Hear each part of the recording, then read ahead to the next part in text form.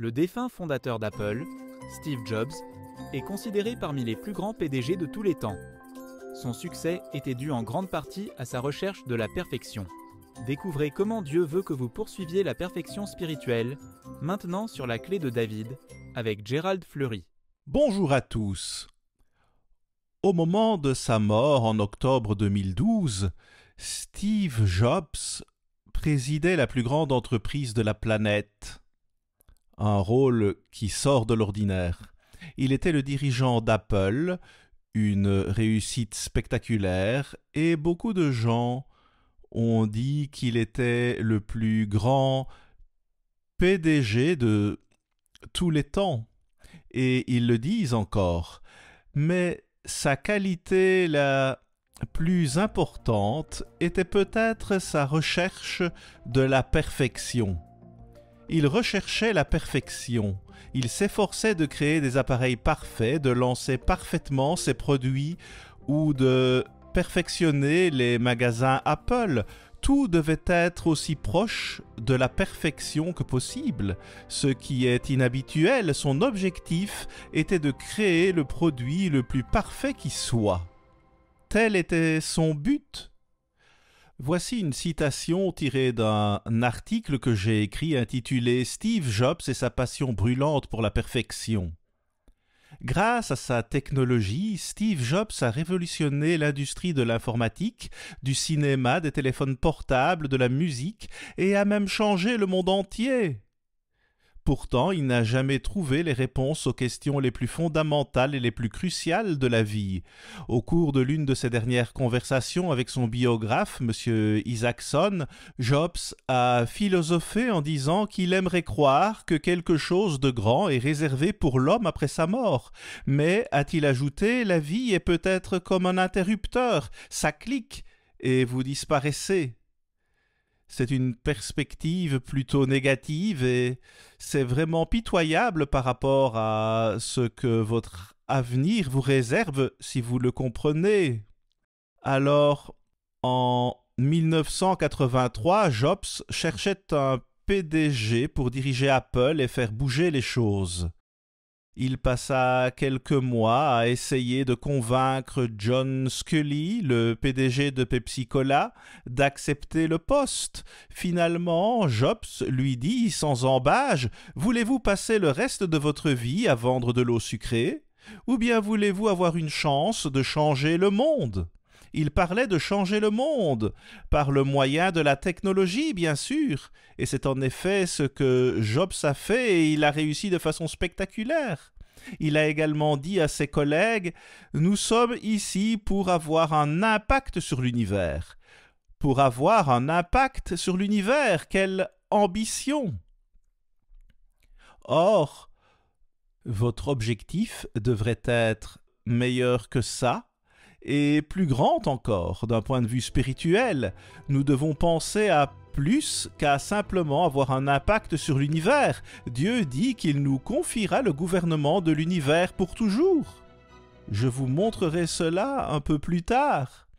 Donc, où en sommes-nous dans notre recherche de la perfection ? Visons-nous la perfection dans le mariage ou dans l'éducation des enfants? À quel degré avons-nous atteint la perfection? Vous et moi devons vraiment y réfléchir et il faut considérer cela dans le détail. Remarquez Matthieu 5, verset 48. Le Christ a dit « Soyez donc, ou devenez, faudrait-il lire, parfaits comme votre Père céleste est parfait. » C'est un objectif ambitieux et c'est ce que Dieu désire à notre égard. Il souhaite que nous devenions parfaits comme lui. Lui et Jésus-Christ sont tous deux parfaits. Dans ce passage, le Christ nous exhorte à devenir parfaits comme le Père. Il est question ici du Père et du Fils, donc il s'agit de la famille de Dieu et d'amener les gens dans cette famille. Autrement dit, de naître dans cette famille. Donc, si nous voulons devenir parfaits, nous devrions nous tourner vers le Père. Nous proposons également un autre article parfait comme le Père, écrit par mon Fils, et vous le trouverez utile. Tous nos ouvrages sont gratuits et il vous suffit d'en faire la demande. Cette écriture est très profonde et lorsqu'il est question d'atteindre la perfection, cela englobe en fait l'évangile de Dieu. Lorsque l'on comprend ce qu'est l'évangile, nous avons même des articles à ce sujet à propos de ce qu'est l'évangile qui vous seront également utiles. Pour l'homme, il s'agit en fait de devenir comme Dieu lui-même. Dieu se recrée lui-même. Cela signifie que nous atteindrons enfin la perfection et c'est si merveilleux qu'il est parfois difficile de le croire avant de vraiment étudier ce sujet. Dieu est à la recherche de la perfection. Je vais mentionner le plus grand défaut du peuple de Dieu aujourd'hui et nous avons une brochure à ce sujet intitulée Le message de Malachie. C'est un petit livre concernant la véritable Église de Dieu et comment elle a commis le plus grand péché. Dans Malachie 1, verset 6, cela dit « Un fils honore son père et un serviteur son maître. Si je suis père, où est l'honneur qui m'est dû ?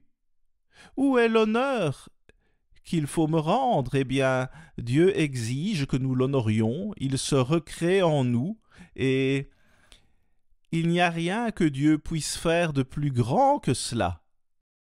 Nous devons réfléchir à ces versets, parce qu'ils sont cruciaux, et nous devons être prêts à recevoir ce que Dieu cherche à nous enseigner.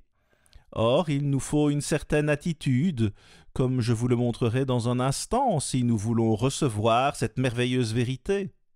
Quelques mois avant sa mort, Jobs parlait à Isaacson concernant le but de la vie. « Je suis à moitié convaincu de l'existence de Dieu, a-t-il dit. Pendant la majorité de ma vie, j'ai eu le sentiment qu'il doit exister une dimension qui nous est inconnue. N'est-ce pas triste ? Cependant, il a très bien réussi dans ce monde, peut-être plus que n'importe qui d'autre, au moins dans le domaine de la technologie. À quel point recherchons-nous la perfection sur le plan spirituel ? Tout dépend de cela. Tout. En 1974, Jobs s'envola pour l'Inde à la recherche d'un gourou qui lui montrerait d'une manière ou d'une autre quel serait le but de son existence. Il y avait un vide en lui, comme certains l'ont dit. Daniel Kotk, un ami de Jobs, s'est souvenu qu'à l'époque, il y avait un vide en lui qu'il essayait de combler. Pourtant, ce vide exista tout au long de sa vie. Remarquez cette prochaine citation. « Le monde est en proie à une grande malédiction, mais il pourrait facilement la surmonter si seulement il obéissait à ce que Dieu dit. C'est aussi simple que cela. » Jobs a dit à un moment donné « Je pense que les diverses religions sont des portes différentes de la même maison. » Il l'a dit une fois « Parfois je crois en l'existence de la maison, parfois non, c'est le grand mystère. » Eh bien attendez, ce n'est pas vrai, cela ne devrait pas être un grand mystère. Et vous en trouverez l'explication dans notre livre « Le mystère des siècles ». C'est une vérité que vous pouvez prouver, et ce faisant, le vide dans votre vie sera éliminé. Vous n'avez qu'à ouvrir le livre, l'étudier et croire. C'est ce que ce livre fera pour vous. Je le sais car je l'ai fait, et beaucoup d'autres l'ont fait aussi dans cette Église. Il n'est pas nécessaire de vivre avec un vide. Vous n'avez pas été créé pour cela. Or, l'homme ne suit pas le chemin de Dieu. Il y avait 2 arbres en Éden, et ils ont choisi le mauvais arbre. Cela doit être rectifié. Le mystère des siècles est disponible gratuitement. Monsieur Armstrong a dit que c'est le 2e meilleur livre au monde après la Bible, et il a dit cela pour une bonne raison. Vous pouvez prouver que c'est le cas. C'est un résumé de toute la Bible. Il résume la Bible et sous le titre du livre « Le mystère des siècles », vous pouvez lire ce qui suit. Vous êtes-vous jamais demandé qui suis-je, que suis-je, pourquoi suis-je? Vous êtes un mystère. Le monde autour de vous est un mystère. Il vous est maintenant possible de comprendre. L'auteur vous dit que vous pouvez vraiment comprendre, puis il énumère 7 choses qui sont des mystères pour ce monde. Écoutez-les donc. Le premier, c'est l'identité et la nature de Dieu. Saviez-vous que c'est un mystère pour l'homme? Nous parlons de Dieu en tant que personnage, mais nous ne le croyons pas. Nous ne lui obéissons pas. Le Christ a dit « Pourquoi m'appelez-vous Seigneur, Seigneur, et ne faites-vous pas ce que je dis ?» Il faut faire ce que Dieu dit. Le deuxième, c'est le mystère des anges et des esprits méchants. Ils ont tous été chassés des cieux et sont maintenant confinés sur terre. C'est pourquoi vous voyez tous ces effroyables fléaux sur terre.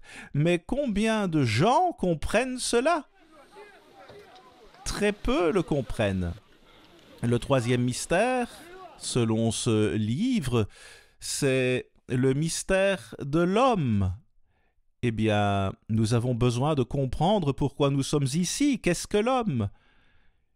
Si nous ignorons cela, nous ne savons rien de fondamental concernant pourquoi nous sommes ici et ce que nous devrions faire. Nous devrions rechercher la perfection et avoir faim et soif de cela. C'est ce que nous devrions faire selon le Christ. Il y a également le mystère de la civilisation et le mystère d'Israël. La Bible est un livre sur Israël. Pourquoi est-ce le cas? Pourquoi est-ce un mystère pour l'homme? Les gens devraient comprendre cela, mais ils ne le comprennent pas. Puis le 6e chapitre ou le 6e mystère, c'est le mystère de l'Église. Nous avons besoin de savoir ce qu'est l'Église. Quelle est sa raison d'être? Elle a une mission, à savoir transmettre un message au monde. Et elle doit nourrir le troupeau, le peuple de Dieu. Nous devrions comprendre ces choses afin qu'elles ne soient plus des mystères pour nous. Nous avons vraiment besoin de comprendre. Comprenez-vous qui est Dieu et quelle est sa nature? La religion a-t-elle cette connaissance? Non, elle ne comprend pas. Et la science? Les scientifiques comprennent-ils la nature de Dieu? Non. Qu'en est-il de l'enseignement? Cette connaissance est-elle dispensée dans les écoles ou dans les universités? Ces établissements d'enseignement enseignent-ils ce qu'est l'homme? Quel est le but de cette vie? Pourquoi suis-je ici? À quoi sert la vie si nous ne savons pas pourquoi nous existons? Ainsi, nous n'allons nulle part spirituellement. Et c'est tout ce qui compte, c'est tout ce qui compte. C'est un défi de taille auquel Dieu veut que nous réfléchissions, et si nous l'abordons avec un esprit ouvert, je vous assure que Dieu résoudra ce mystère. Ce ne sera plus un mystère, et c'est une chose à laquelle il faut penser. Regardez Matthieu 11, versets 23 à 25. Je ne vais pas les lire, mais le verset 25 dit que cette merveilleuse vérité n'est révélée qu'aux enfants. Matthieu 18, versets 1 à 3 dit que nous devons devenir comme des petits enfants et être enseignables. Ils sont curieux de la vie et veulent être enseignés, surtout s'ils ont été correctement formés pour faire ce qu'ils doivent faire. Dieu dit qu'il révélera cela aux humains. Il le fera. C'est ainsi que l'on peut changer le monde. Les prémices, ceux qui sont appelés à la vérité de Dieu avant la seconde venue du Christ, qui se donnent à Dieu et qui font son œuvre, s'assiéront sur le trône de David avec le Christ. Ils régneront sur le monde et le transformeront. Pas seulement dans le domaine de la technologie, mais dans tous les domaines. Ce sera certainement le cas dans le domaine spirituel. Dieu veut que nous vivions spirituellement et que nous atteignions la perfection. La perfection, recherchez donc la perfection. Dans Matthieu 6, verset 33, cela dit « Cherchez premièrement le royaume et la justice de Dieu, et toutes ces choses vous seront données par-dessus.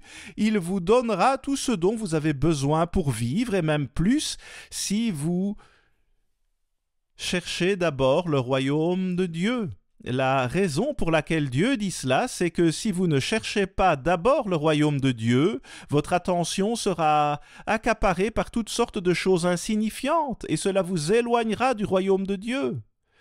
Et nous devons savoir ce qu'est ce royaume, c'est l'un des mystères. Et les gens ne savent même pas ce que c'est. Les gens s'éloignent de la vérité lorsqu'ils ne prêtent pas attention au royaume de Dieu et à la raison pour laquelle nous existons et comment nous pouvons entrer dans ce royaume, la famille de Dieu, pour toujours et à jamais. Et nous régnerons sur terre puis sur l'univers. Quel avenir! Nous devrions désirer transformer ce monde. Regardez autour de vous, il est évident que le monde a désespérément besoin de dirigeants qui savent comment le diriger. Aujourd'hui, les dirigeants mondiaux ne savent pas comment diriger leur pays. Et c'est un grave problème. Nous ne devons pas nous contenter d'avoir un petit impact sur l'univers et sur la terre. Dieu veut que nous fassions bien plus que cela. Dans Ésaïe 51, verset 16, il est dit « Je mets mes paroles dans ta bouche et je te couvre de l'ombre de ma main pour étendre de nouveaux cieux et fonder une nouvelle terre et pour dire à Sion « Tu es mon peuple ». Ceux qui se donnent à Dieu aujourd'hui régneront sur l'univers. Tel est notre avenir. C'est pour cela que nous sommes ici. Et nous serons pleinement occupés dans l'univers. Ésaïe 35, versets 1 à 4 dit que le désert fleurira comme un narcisse. Et il y a actuellement beaucoup de déserts sur Terre. Il y a aussi toutes sortes de déserts dans l'univers, sur les planètes et ainsi de suite. Et Dieu dit que tout cela fleurira comme un narcisse. Et aujourd'hui, personne ne peut même déterminer où l'univers prend fin. C'est tellement impressionnant. Et c'est ce que Dieu veut nous donner. Quel avenir! Quel avenir merveilleux! Hébreux 2, verset 6 dit « Or, quelqu'un a rendu quelque part ce témoignage. Qu'est-ce que l'homme pour que tu te souviennes de lui, ou le Fils de l'homme pour que tu prennes soin de lui? Tu l'as abaissé pour un peu de temps au-dessous des anges, tu l'as couronné de gloire et d'honneur, tu as mis toutes choses sous ses pieds. » Puis le verset 8 d'Hébreux 2, « Tu as mis toutes choses sous ses pieds, toutes choses. » Une autre traduction dit qu'il s'agit de l'univers. Toutes choses, tu as mis toutes choses sous ses pieds. En effet, en lui soumettant toutes choses, Dieu n'a rien laissé qui ne lui fût soumis. Cependant, nous ne voyons pas encore maintenant que toute chose lui soit soumise. Nous n'en sommes pas encore là, mais tout sera bien sûr soumis à Dieu et sera dirigé par lui. Il s'agit de bien plus que d'avoir un petit impact sur l'univers. Nous allons le gouverner sous la direction du Père et du Fils. La famille Dieu. Dieu sera un Père pour ses gens. C'est le Père modèle. Et il désire que la famille soit dirigée par le Père, tout comme c'est le cas avec Dieu le Père. Et c'est une perfection qui dépasse tout ce qu'un être humain peut comprendre sans l'Esprit de Dieu. Et beaucoup de fils vont venir à la gloire, dit le verset 10, beaucoup de fils. Et dans Colossiens 3, versets 1 et 2, il est dit « Affectionnez-vous aux choses d'en haut, et non à celles qui sont sur la terre. Levez les yeux.